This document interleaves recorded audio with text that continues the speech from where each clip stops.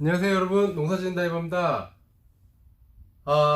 여름이라서 이제 슬슬 날씨도 더워지고 스쿠버 다이빙을 가고 싶은 마음이 굴뚝 같은데, 반일을 하다 보니까 스쿠버를 못 가고 이렇게 아쉬움만 남습니다.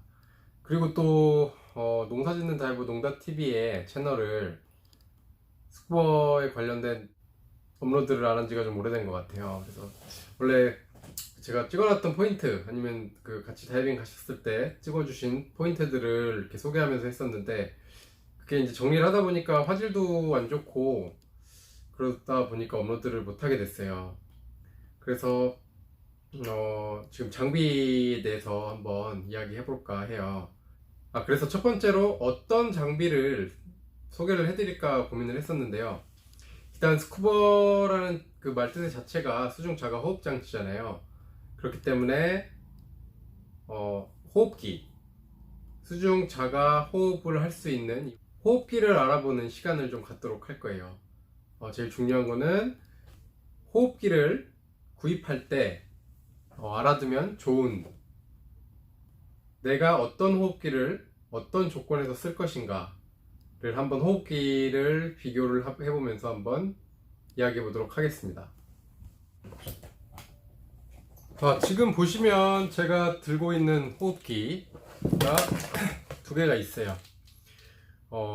흔히 제일 한국인들이, 아니 우리들이 제일 많이 쓰는 브랜드의 두 브랜드의 호흡기예요. 어펙트사의 호흡기와 스쿠버프로사의 호흡기가 있습니다. 호흡기를 만드는 회사는 많아요. 호흡기 브랜드도 많고, 그리고 그 각 호흡기가 갖는 특징들이 있는데요.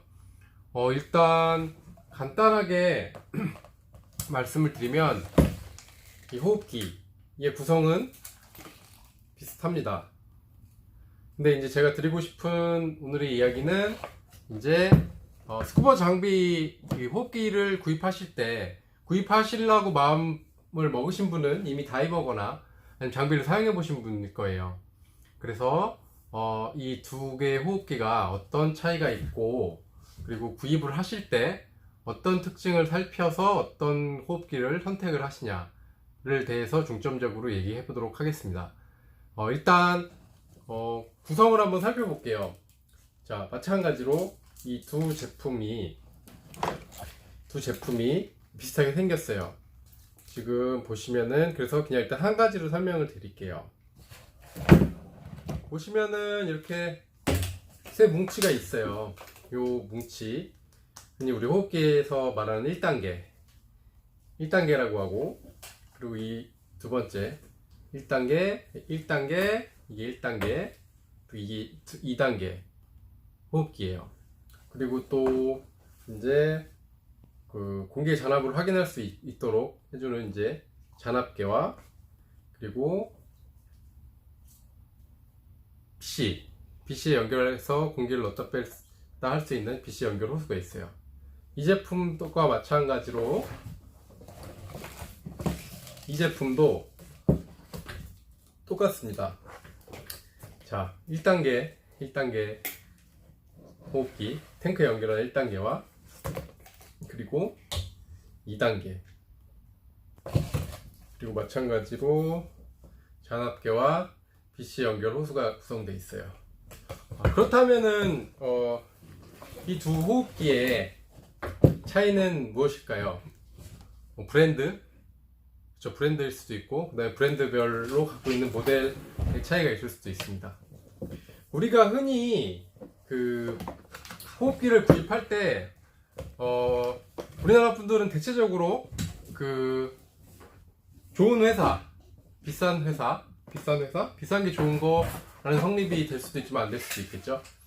거의 이제 모든 브랜드의 플래그십 모델을 선택들을 하세요. 그래서 호흡기 가격이 비싸기도 하고, 또 비싼 제품을 선택하시기 때문에 대체적으로 좋은 호흡기들을 사용하고 계세요.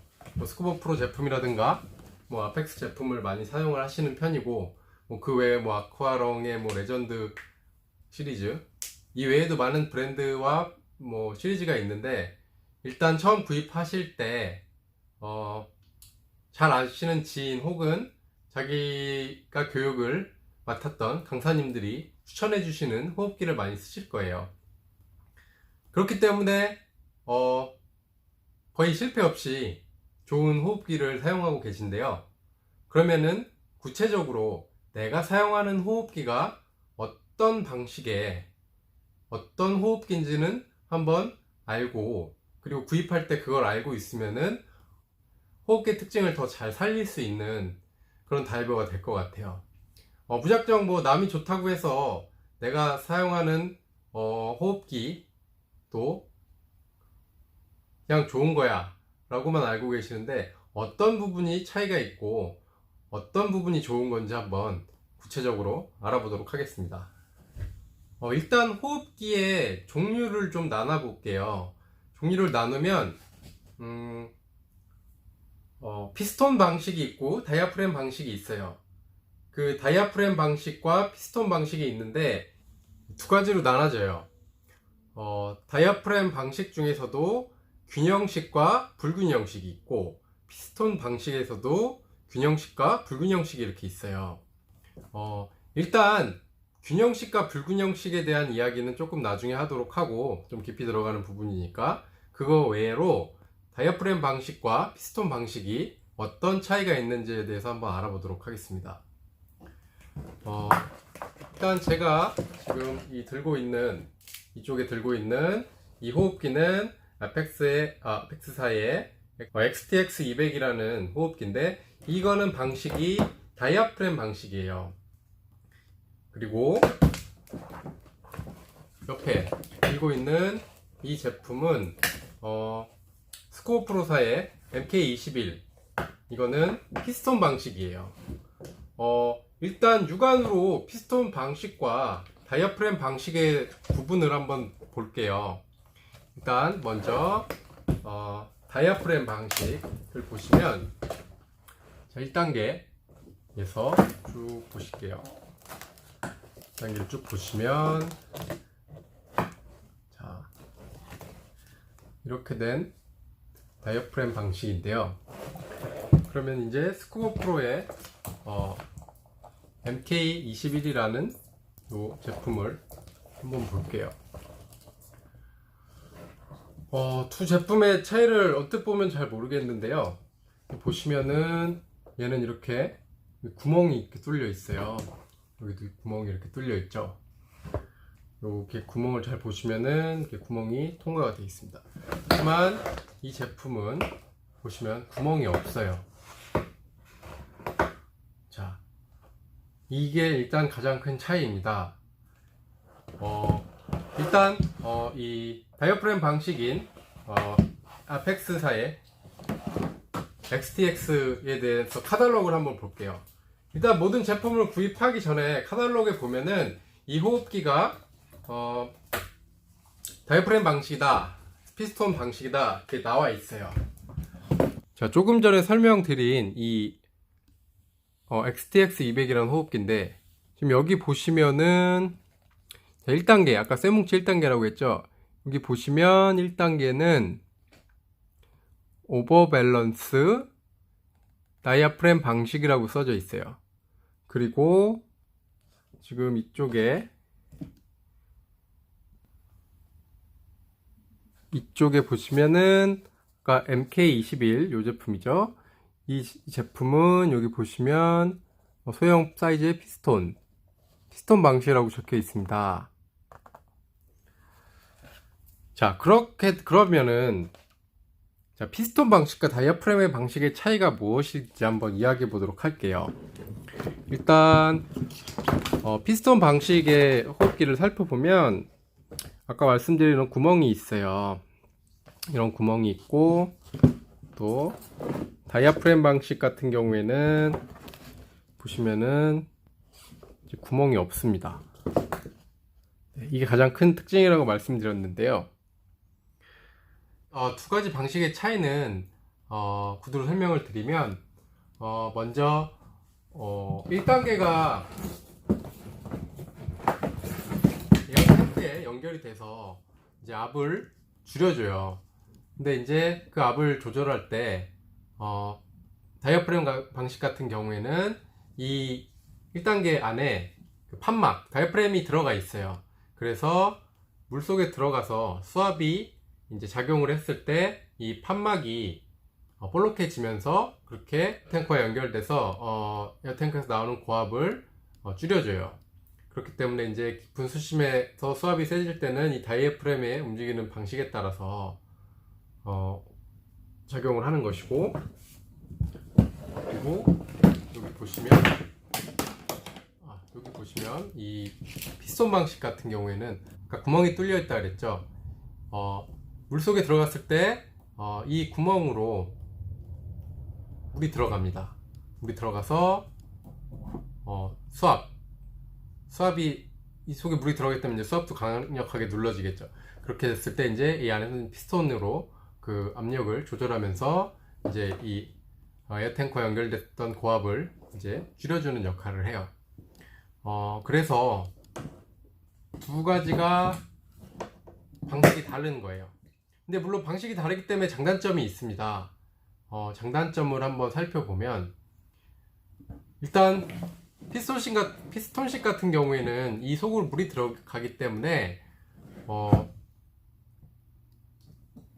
깨끗한 물만 들어가는 게 아니라 뭐 부유물이 많거나 좀 혼탁한 환경에서는 여기에 이제 이물질이 끼거나 해서 고장이 나거나 호흡기의 역할이 조금 이렇게 안 좋아질 수가 있어요.